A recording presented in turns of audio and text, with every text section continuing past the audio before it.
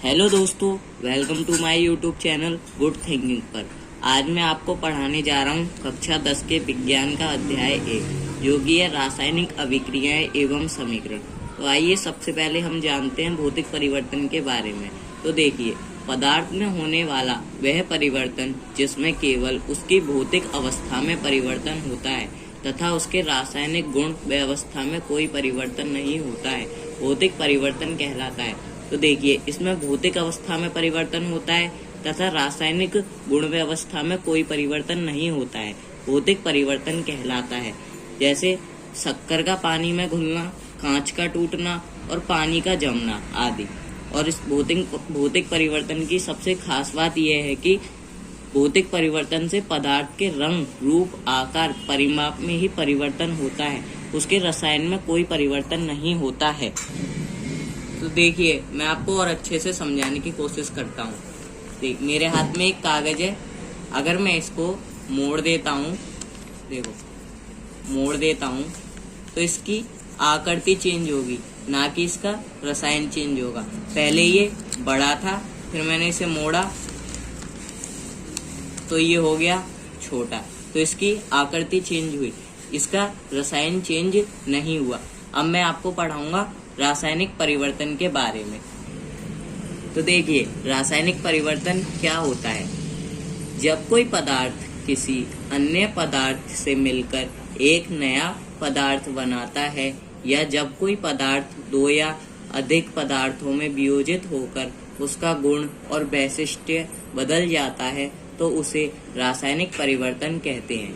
देखिए, जब कोई पदार्थ किसी अन्य पदार्थ से मिलकर एक नया पदार्थ बनाता है, या जब कोई पदार्थ दो या अधिक पदार्थों में वियोजित होकर उसका गुण और वैशिष्ट्य बदल जाता है, तो इसे रासायनिक परिवर्तन कहते हैं। इसके उदाहरण है लोहे पर जंग लगना, अगरबत्ती का जलना, दूध का फटना। इसके ये उदाहरण है। अब मैं आपको एक और एक्सपेरिमेंट करके बताता हूँ। तो देखिए, मेरे हाथ में एक कागज है। देखिए, अब यदि मैं इसे जलाता हूँ तो देखिए,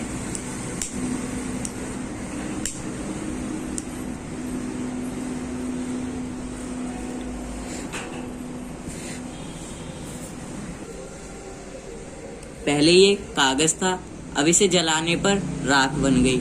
इसी को रासायनिक परिवर्तन कहते हैं। अब मैं आपको रासायनिक परिवर्तन के बाद रासायनिक अभिक्रिया के बारे में बताऊंगा। तो आइए समझते हैं कि रासायनिक अभिक्रिया क्या होती है। तो अब मैं आपको रासायनिक अभिक्रिया के बारे में समझाता हूँ।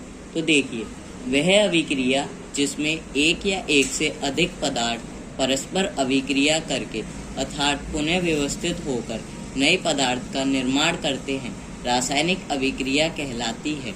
तो देखिए, इसमें क्या है, वह अभिक्रिया जिसमें एक या एक से अधिक पदार्थ परस्पर अभिक्रिया करके अर्थात पुनः व्यवस्थित होकर नए पदार्थ का निर्माण करते हैं, रासायनिक अभिक्रिया कहलाती है।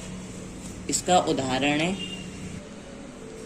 मैग्नीशियम धातु को वायु में जलाने पर मैग्नीशियम ऑक्साइड का सफेद चूर्ण प्राप्त होता है, जिसके भौतिक व रासायनिक गुण मैग्नीशियम धातु के गुणों से सर्वथा भिन्न होते हैं। जैसे 2Mg+O2, यह है मैग्नीशियम ऑक्सीजन, जिसे कहते हैं अभिकारक। इससे मिलकर बना 2MgO, जिसे कहेंगे मैग्नीशियम ऑक्साइड, यह है उत्पाद।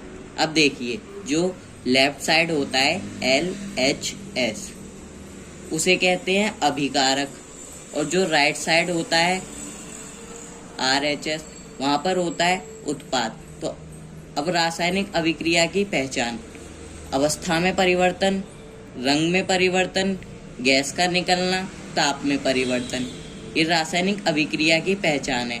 अब मैं आपको बताता हूँ कि अभिकारक और उत्पाद क्या होते हैं। तो आइए समझते हैं अभिकारक और उत्पाद के बारे में।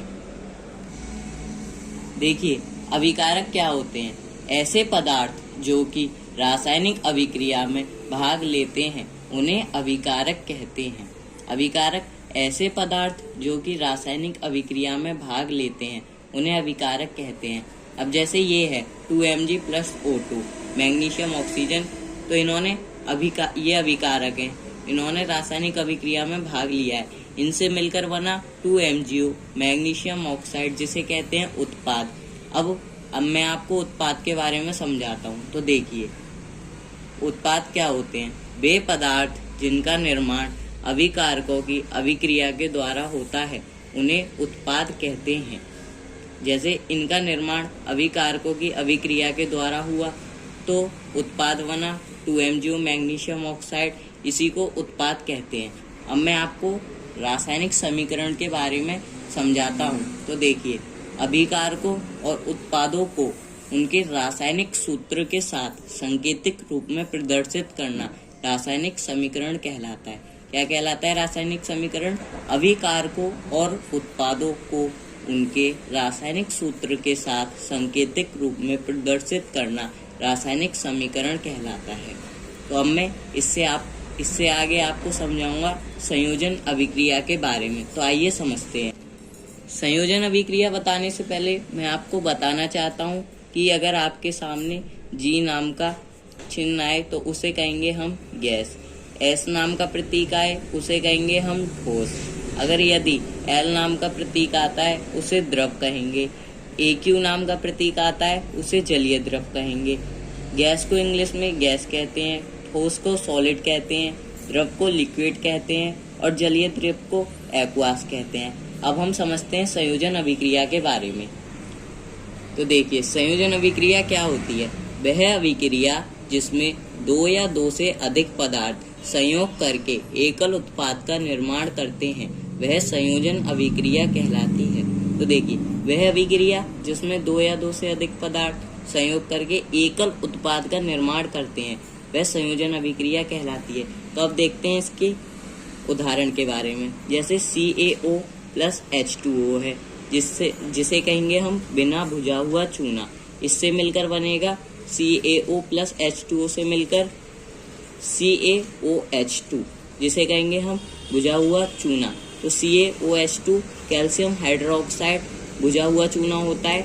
अब देखिए, राइट साइड में बिना भुजा हुआ चूना है, ये LHS है तो इसे अभिकारक कहते हैं। इधर उत्पाद है RHS तो इसे हम,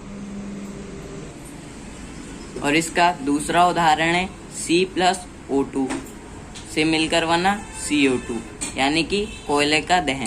C+O2 से मिलकर बना CO2। तो C है सॉलिड अवस्था में, O2 है गैसीय अवस्था में और CO2 है ये भी गैसीय अवस्था में है। अब तीसरा उदाहरण जल का निर्माण। तो 2H2 प्लस O2 से मिलकर बना 2H2O। तो देखिए, 2H2 यानी कि हाइड्रोजन गैसीय है प्लस ऑक्सीजन भी गैसीय है, इनसे मिलकर बना 2H2O जो कि ठोस अवस्था, जो कि द्रव अवस्था में है, जिसे जल कहते हैं। अब हम समझेंगे ऊष्मक्षेपी अभिक्रिया के बारे में। तो देखिए, वे अभिक्रिया जिनमें ऊष्मा निर्मुक्त होती है ऊष्मक्षेपी अभिक्रिया कहलाती है। इसके अब उदाहरण के बारे में समझेंगे हम। प्राकृतिक गैस का दहन, जैसे CH4 प्लस O2 से मिलकर बना CO2 प्लस H2O प्लस ऊष्मा। CH4 methane plus O2 oxygen, इनसे मिलकर बना कार्बन डाइऑक्साइड प्लस जल और प्लस ऊष्मा। अब मैं इससे आगे आपको वियोजन अभिक्रिया के बारे में बताऊंगा कि वियोजन अभिक्रिया क्या होती है। तो अगली वीडियो में हम वियोजन अभिक्रिया के बारे में समझेंगे। धन्यवाद।